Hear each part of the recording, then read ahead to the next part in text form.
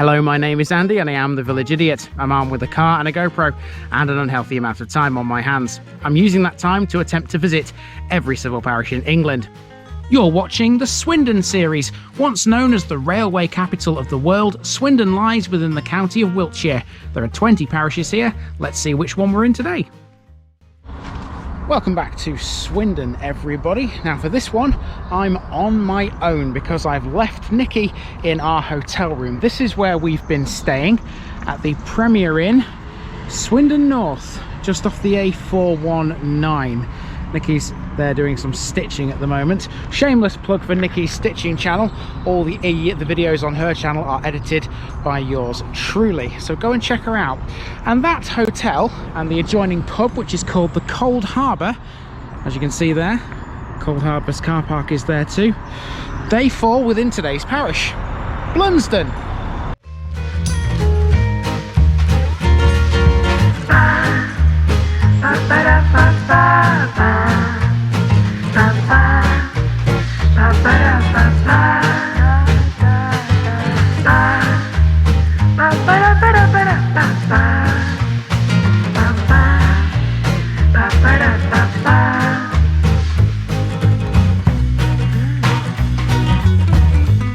Here's my disclaimer for people who may be watching me for the first time. I say things as I would in my native accent and dialect.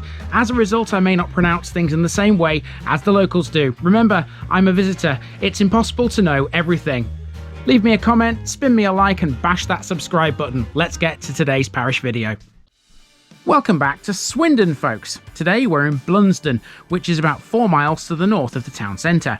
It's situated on the A419, which forms its southern boundary.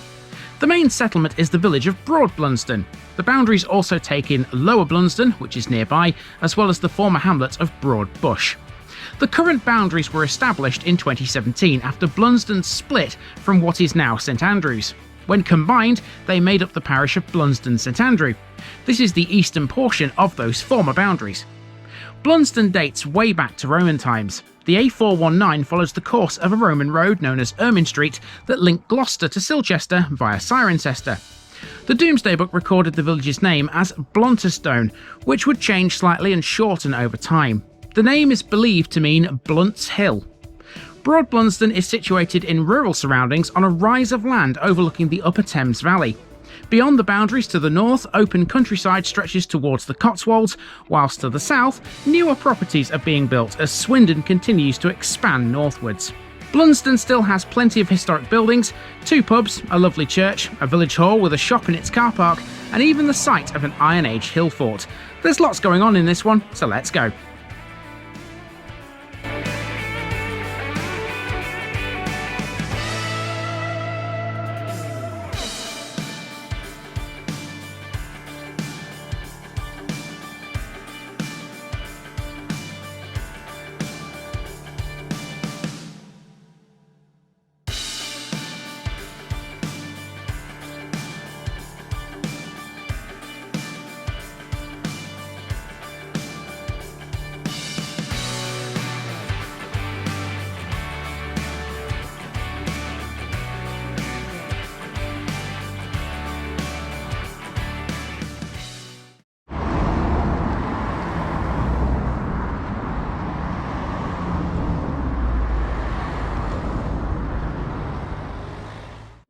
Our route begins on the B4019, where Blunsdon is currently undergoing some expansion. A raft of new houses are being built along this road. In recent years, the village has expanded considerably, and this has resulted in the loss of many old buildings and the gradual suburbanisation of much of the village.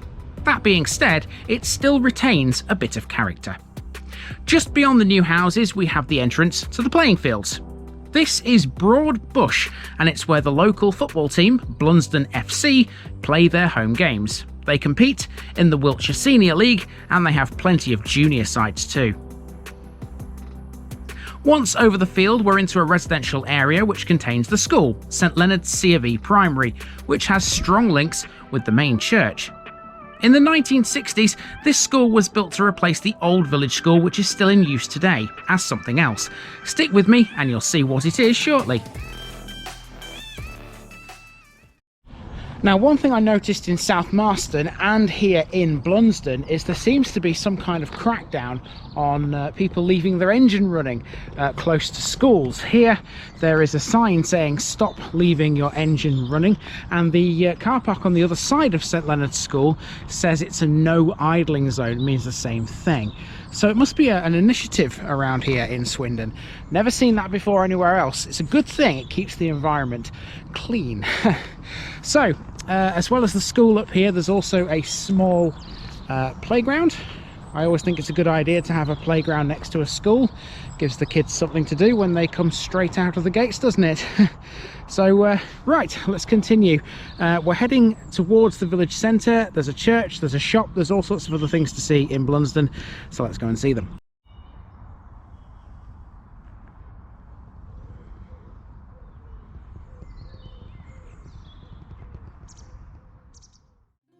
Most of these houses around the school date from the 1960s or later. The oldest part of the village would be the High Street, which we're now heading towards. We do so via Sam's Lane, and where the two streets meet was reputedly the site of the village stocks. These days there's a small copse with some newly planted trees. If you need a bus to Blunsdon, you can catch one right here. The number 16 will get you to Swindon, whilst the 807 will take you to Highworth. Sam's Lane then starts to turn a corner to the left, which we will be doing in a moment, but first let's head to the right and past that small copse to catch the church. You can get to the lower village this way, which is also known as Lower Blunsdon. It's not recommended though if you're in an HGV. The same can be said for Berrytown Lane, which leads from this corner uphill to a farm and the local cemetery, which is separate from the church.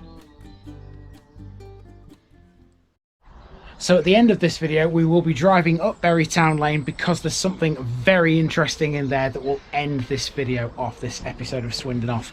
For now, we're heading into the churchyard, and the lit gate here is dedicated to the memory of the men of Broad Blunsdon who gave their lives for king and country in the Great War, 1914 to 1919. That does irk me a little bit because it's technically supposed to be 18. We've had this conversation before. I'm not going to argue with it at this point because I think it's more important that we respect the men and women who fought for this country. Okay, time for the church. Let's go.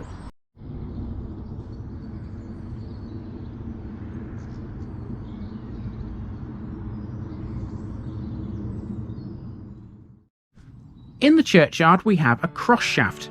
Grade 2 listed, this is late medieval and sits on a square plinth. There's a sundial on it too.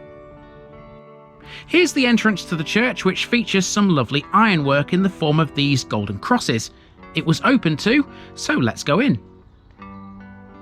Check out this Victorian funeral bier which has been turned into an information point. Oddly, there's not really a lot out there about this church.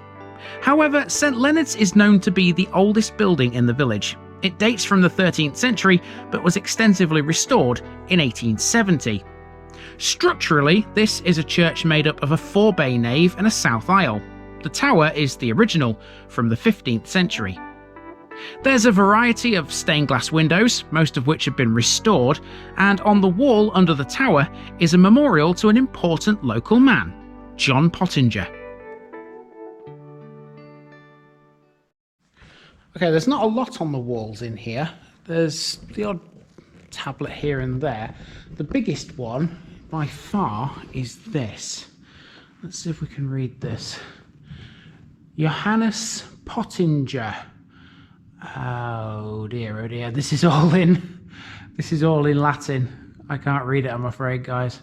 My Latin is not brilliant. I'll see if I can translate that somehow, or maybe some guys out there who understand Latin can maybe translate it for me. But I can't read it, I'm afraid. But the Pottinger seems to be a thing because there's also a Pottinger here. The Pottinger Memorial, sacred to the memory of John Pottinger, Armiger and Philadelphia. Oh, is this a translation?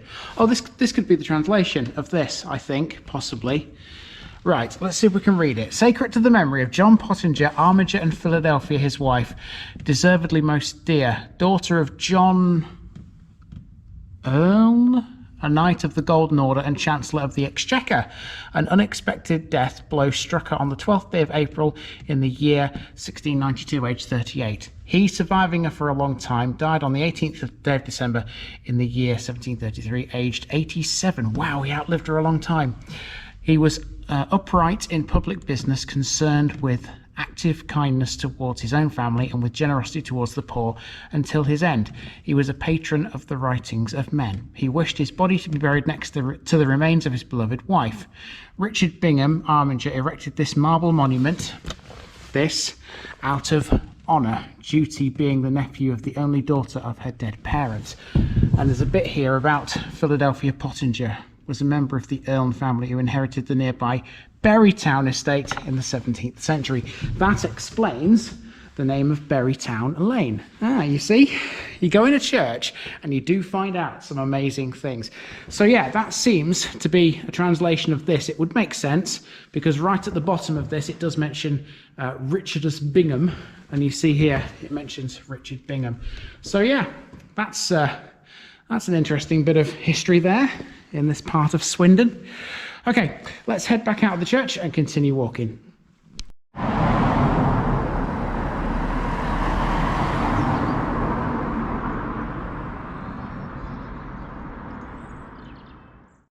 This building here is the village hall. Seasoned viewers will be able to tell straight away that this is the old village school. It dates from Victorian times and it's a great example of a former national school. There's some awards that the village has won, proudly displayed on one of its walls, and in its car park is the local shop. The last privately owned shop in the village closed in 2002, but this was opened in 2003. It was originally based inside a site office cabin, but in 2009 it was replaced with this. Just beyond the shop there's a map of the village. This is quite helpful if you don't know the place. It directs you to pretty much all the main landmarks.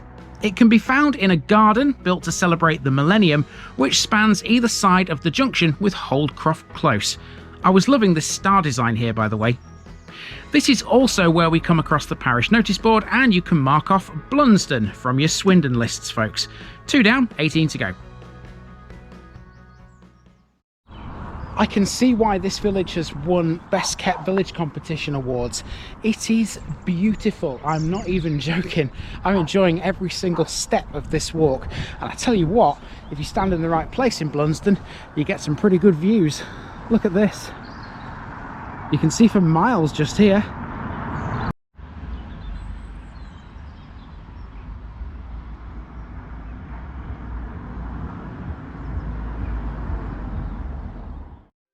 There are 2 notable old chapels in Blunsdon. Here's the first. This was a Wesleyan chapel which was built in 1888. According to one local who I was chatting to here, it was still active until very recently. Now we start to head downhill, sharply. This is Hunt's Hill, which runs towards the lower village. I had to do a double take at this point thanks to this sign outside one of its houses. Camels in rural Wiltshire? You never know what to expect these days, do you? Now we're in the lower village. Lower Blunsdon was originally its own separate settlement lying 1 kilometre to the north below Broad Blunsdon. Broad Blunsdon, by the way, gets its name from the fact it was much bigger than its lower counterpart. Lower Blunsdon is also a conservation area. Now we return up Chapel Hill. Here's the second chapel.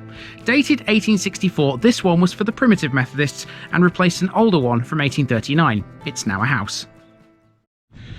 So the chapel is obviously why this is called Chapel Hill, and it's called Chapel Hill because what goes down must go back up. This is steep, I have to tell you, but we're not far from the top, and then we'll carry on walking through Blunsdon on the flat, hopefully.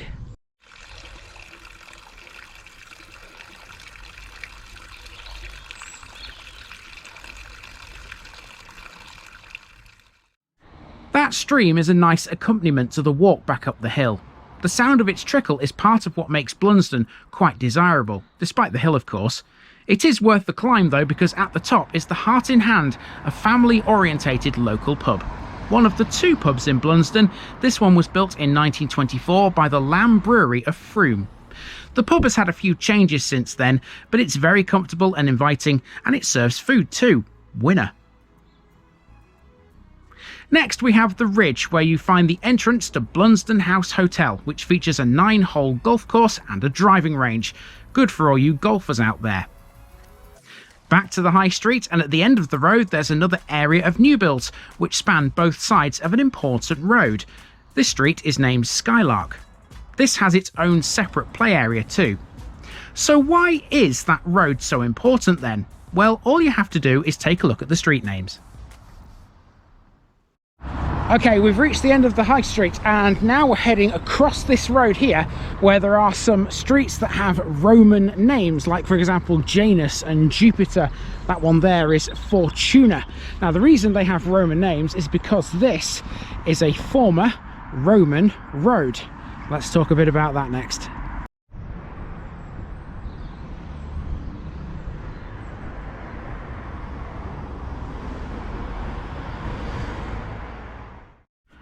This is Ermin Street, and despite the name, this is not the one we usually talk about.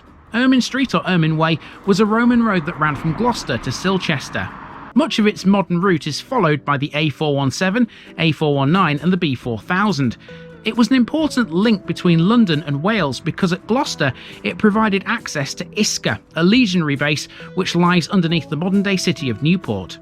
These new houses along its length make subtle references to the Romans. Janus was the Roman god of beginnings, whilst Jupiter was the god of the sky and the chief deity of Roman state religion throughout the Republican and Imperial eras.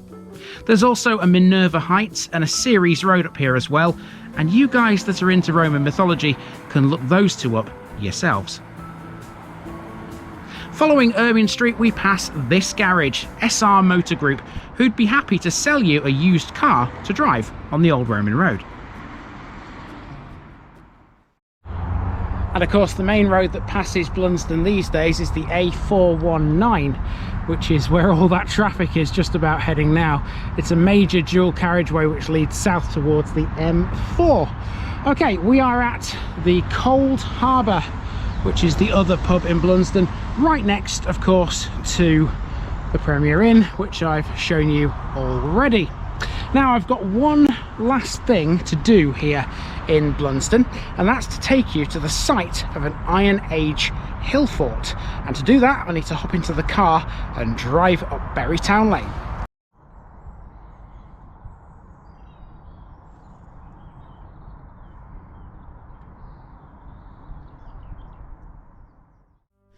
At the end of Berrytown Lane is the site of an Iron Age hill fort. It covers an area of about 7.5 acres. Despite its vast size, this fort is very little known, even to the locals. Called Castle Hill, my research tells me that this is something of an enigma. It's on private land mainly, although there are footpaths through the site. Although privately owned, it is under the jurisdiction of English Heritage, and it's a scheduled ancient monument. These earthworks are quite incredible. This type of hill fort is called a slight univalate. Most forts of this type date from between the late Bronze Age and early Iron Age. Slight univalate hill forts are rare. There are only around 150 examples of these nationally. Most of them can be found in Devon, Wessex, the Chilterns and the Cotswolds. And speaking of the Cotswolds, you don't half get a great view of them up here, even if it was starting to get a little dark.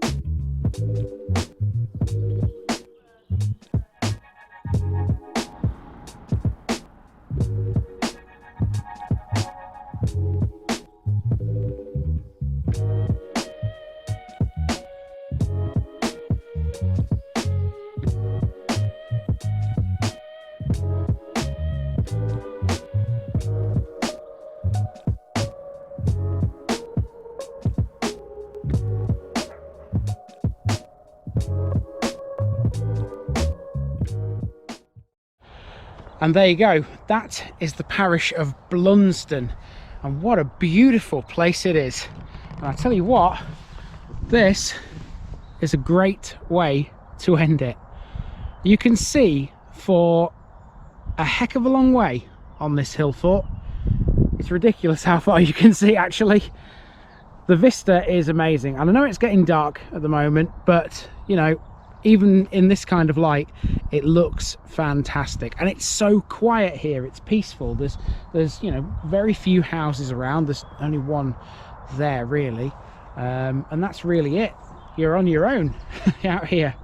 It's magnificent and it's great, and I love it, and it's just so tempting to stay in Swindon and carry on doing this part of the country, but unfortunately that's not going to happen, or at least not yet. We are now moving on to another part of the country. We will be back to Swindon at some point, and I personally cannot wait to come back and cover the other 18 parishes in this town in Wiltshire. But for now, this has been the parish of Blunsdon here in Swindon, and I've been Andy, also known as the Village Idiot, and I'm out.